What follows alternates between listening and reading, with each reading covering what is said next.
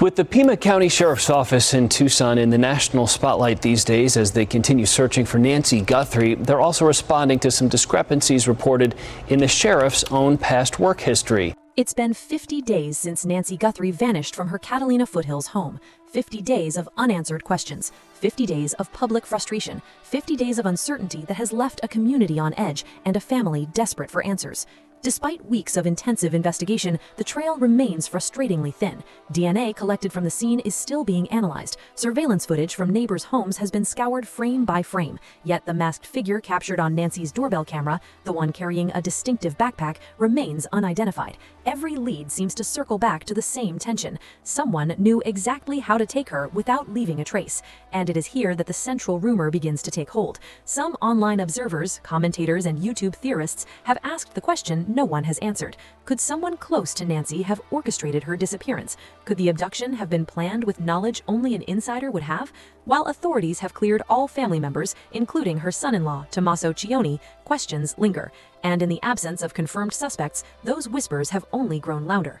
Nancy's family has been relentless. Every day brings new statements, renewed pleas for tips, and a quiet, simmering anxiety. "We cannot be at peace until Nancy is found," Savannah Guthrie's family told the media in a March 21 statement. And yet, while their words are calm, the implications of the ongoing silence are anything but. The first mystery remains. How was she taken so quietly? The masked figure didn't break windows. There was no visible struggle, no signs of forced entry beyond the simple act of opening the door. Whoever carried out the abduction had studied her routine carefully. Some investigators quietly suggest that the precision implies more than random chance. It implies knowledge, timing, and perhaps even inside information. The rumor linking Tommaso to the night of the disappearance is persistent. Early speculation suggested that because he drove Nancy home the evening before February 1st, he might have had knowledge of her schedule. Videos and social media clips circulated online, framing him as the last person seen with Nancy, even though law enforcement repeatedly confirmed he was cleared. Fact-checkers labeled the accusations cruel and unfounded. Still, the public fascination persists. The rumor has become a lens through which many viewers interpret every new piece of information. Authorities have been methodical. Detectives requested surveillance footage from January 11th, weeks before the abduction, believing it might show prior scouting activity. A vacant home nearby has been examined as a potential staging location. DNA evidence collected at the scene is being analyzed, including mixed profiles and possible glove DNA. But even with these promising avenues, the case is far from solved.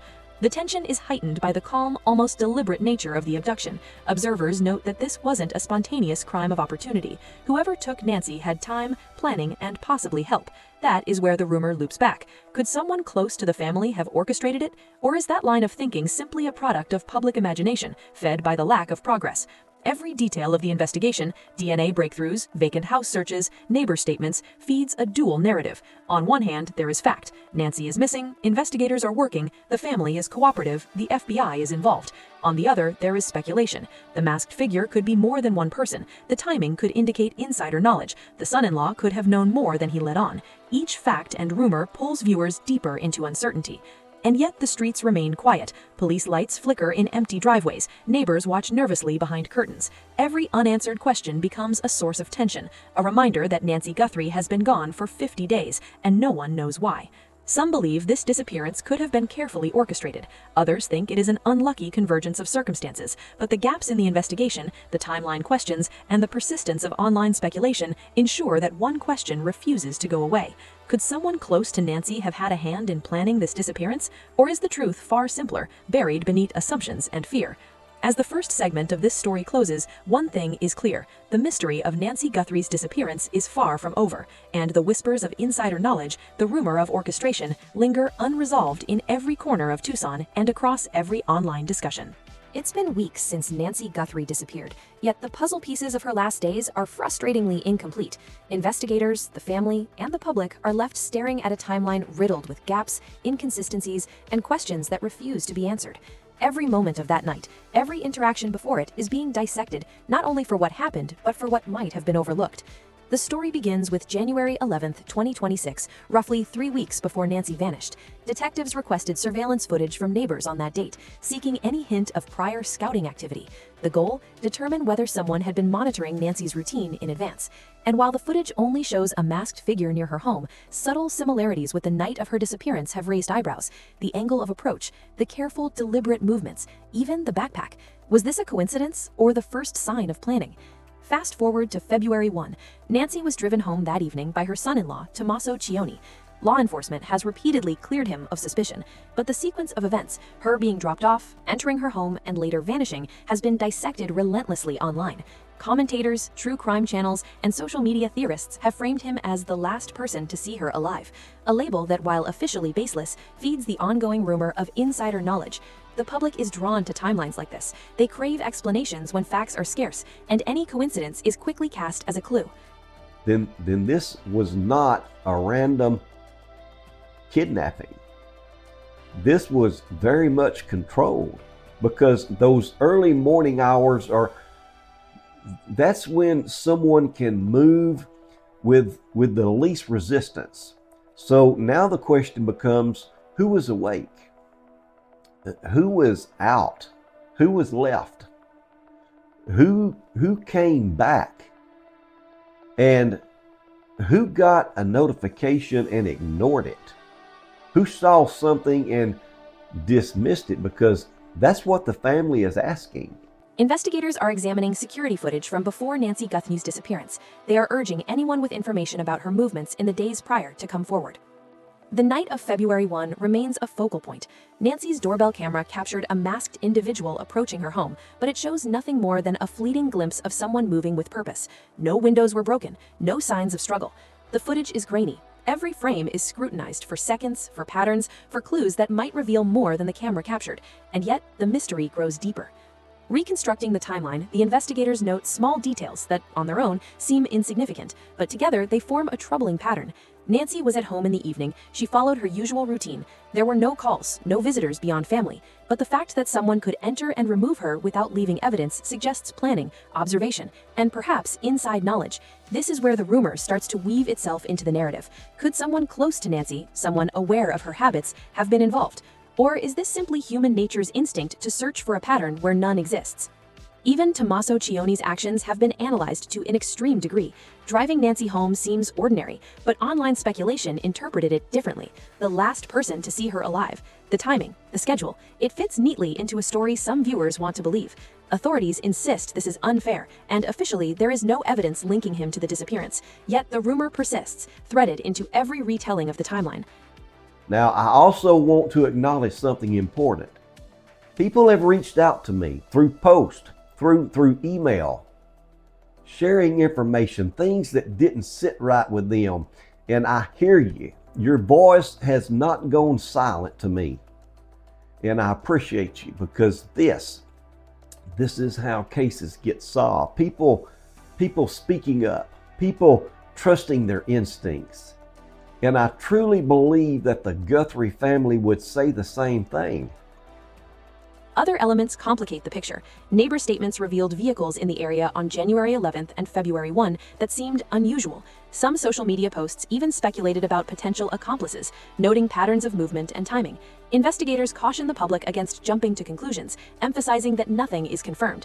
And yet, the human mind naturally fills in the blanks. Each unexplained element strengthens the question: could someone with intimate knowledge of Nancy's schedule have leveraged it? The timeline also highlights inconsistencies in the investigation itself. Requests for additional footage, the time taken to analyze DNA, and the scrutiny of a nearby vacant home all show a methodical approach, but also allow space for speculation. Some online observers suggest that these gaps might hide more than procedural delays. Could they indicate a larger, coordinated plan behind the disappearance? Or is that reading too much into coincidence? The tension builds as investigators look for alignment between events. Every detail of Nancy's routines, the January 11th footage, the February 1 night, and her son-in-law's involvement are carefully mapped. Experts note that high-profile abductions often involve pre-planning. Every movement, every interaction becomes a potential clue or a red herring. And for the public, the story is addictive. Each gap, each unconfirmed theory fuels discussion and debate. And yet, for all the scrutiny, the answers remain elusive. No suspect has been named, the masked figure is unidentified, the timeline is frustratingly incomplete. Each day adds more questions than answers. And for those following the rumor of Tommaso's potential connection, the timeline serves as both proof and puzzle. Proof that he was present, puzzle that no evidence implicates him. As the segment closes, one thought lingers. The timeline doesn't just document events, it frames suspicion. It raises questions, encourages debate, and keeps the rumor alive. Could the gaps indicate something more sinister? Could someone close have orchestrated this disappearance with knowledge only an insider could have? Or is it all coincidental, a series of unfortunate alignments interpreted through the lens of fear and curiosity? The truth remains out of reach, hidden in a timeline that refuses to add up, and in every unanswered question, the shadow of speculation grows. It was early February when the first ransom notes arrived. Multiple messages sent to local media outlets demanded $4 million in Bitcoin. Then, when the initial deadline passed without payment, the demand jumped to $6 million. At first glance, the notes read like a typical abduction ransom, but the more investigators examined them, the more unusual details emerged. Details that didn't fit the pattern of most kidnapping cases. The notes included specific private information, references to Nancy Guthrie's floodlight, her Apple Watch, even her clothing. It suggested someone had been observing her closely. Yet, despite these proofs of surveillance, the notes contained no evidence that Nancy was alive or that the sender had any real leverage. No photos, no recordings, nothing that could reassure authorities or the family.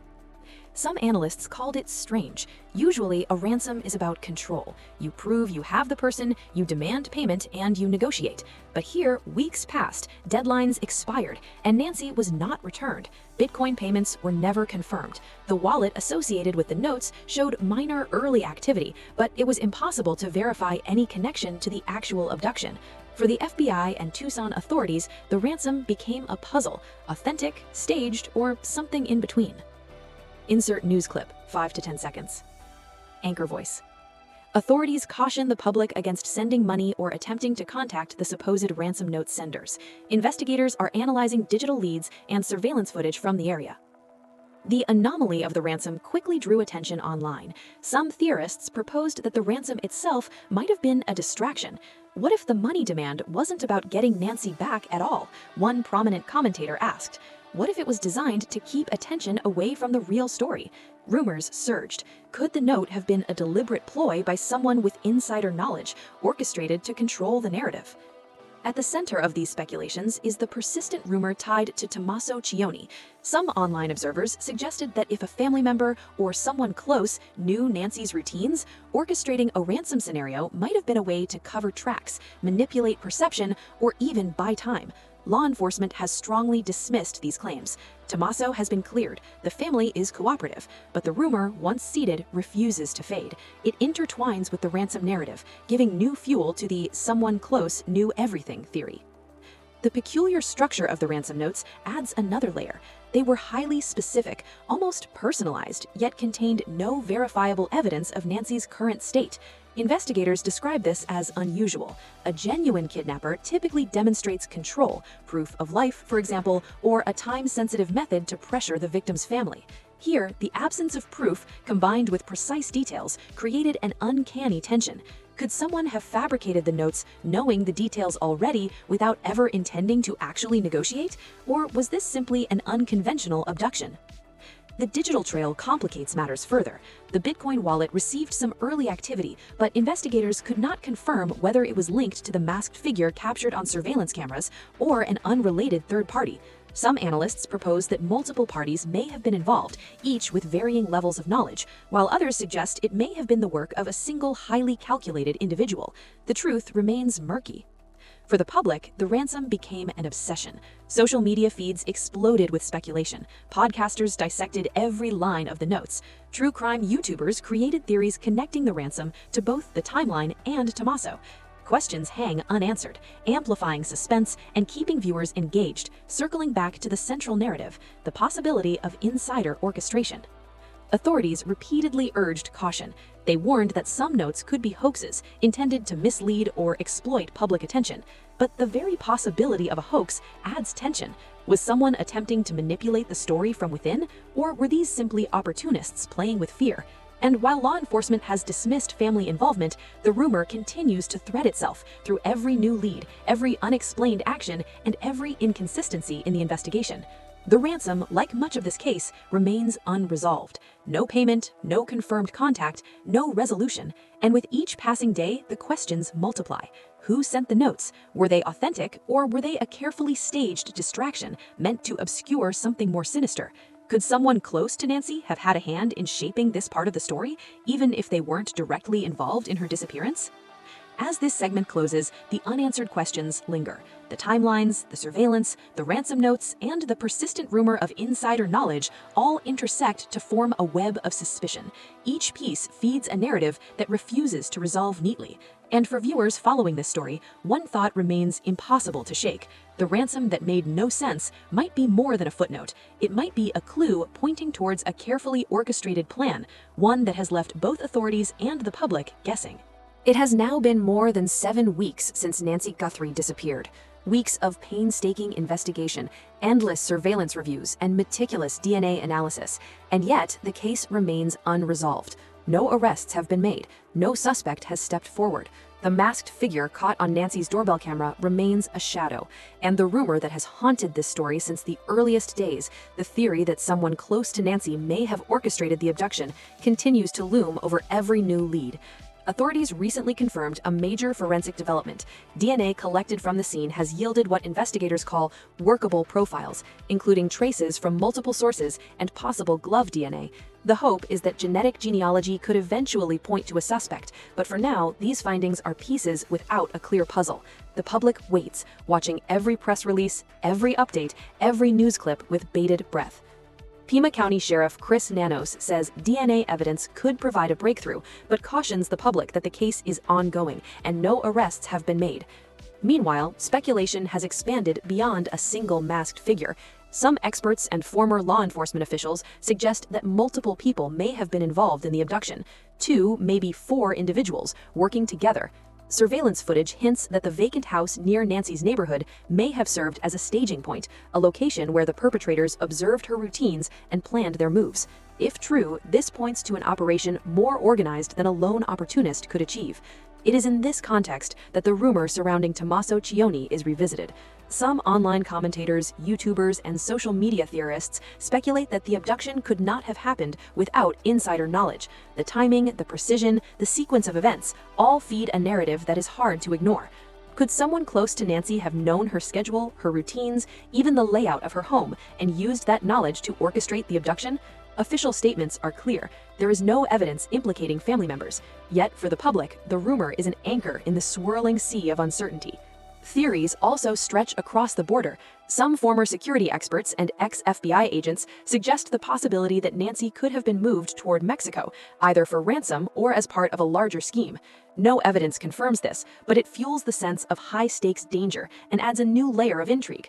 If multiple perpetrators were involved, if the operation required planning and coordination, then the abduction starts to feel less like a random crime and more like a meticulously planned act. Whether or not someone inside Nancy's circle was involved remains unknown. As investigators focus on DNA and digital leads, the gap between facts and speculation widens. Official statements, carefully measured and cautious, are juxtaposed with the increasingly vocal online theories. Some question the pace of the investigation, citing delays in evidence processing or the difficulty of analyzing complex forensic material. Others point to conflicting timelines, neighbor reports, or peculiar activity near the vacant house. Each new piece of information is dissected through the lens of the rumor. Then comes a major narrative twist. While the DNA is promising, no conclusive match has yet emerged. Meanwhile, the masked figure's identity remains elusive, and no ransom-related activity has been confirmed in recent weeks. This lack of resolution reframes the rumor. The possibility that someone close had knowledge or even played a role feels simultaneously more plausible and more unsettling. Every unanswered question about the timeline, the precision of the abduction, and the vacant house feeds the psychological tension that drives public fascination. And yet, the investigators remain clear. Family members are cooperative. There is no proof linking them to the disappearance. But for the narrative, fact and rumor have intertwined.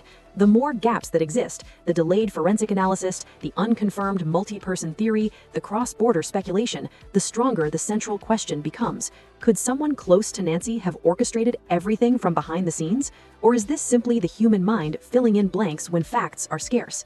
As the investigation continues, unresolved questions pile up. Why was Nancy targeted? Why did the ransom notes appear so unusual? Why has no DNA match been confirmed yet? And why, even with authorities actively working, does the rumor refuse to fade? The dual-layer story, the confirmed facts, and the tantalizing what-ifs create a tension that is impossible to ignore. In the final analysis, the theory that won't go away remains exactly that, a theory. It threads through every lead, every unanswered question, and every suspicious coincidence. Could someone close to Nancy have orchestrated this disappearance with knowledge only an insider could possess? Or is the case truly the product of a random, violent act executed with precision by strangers? The answers remain out of reach, and as the weeks stretch into months, the shadow of suspicion lingers unresolved, leaving families, investigators, and the public alike to ask, was this disappearance carefully planned, or is the truth hiding in plain sight, obscured by rumor, speculation, and unanswered questions? Was it all just coincidence, or something far more calculated? This is the story of Nancy Guthrie, still missing, still the subject of whispers, and still a mystery that refuses to let go.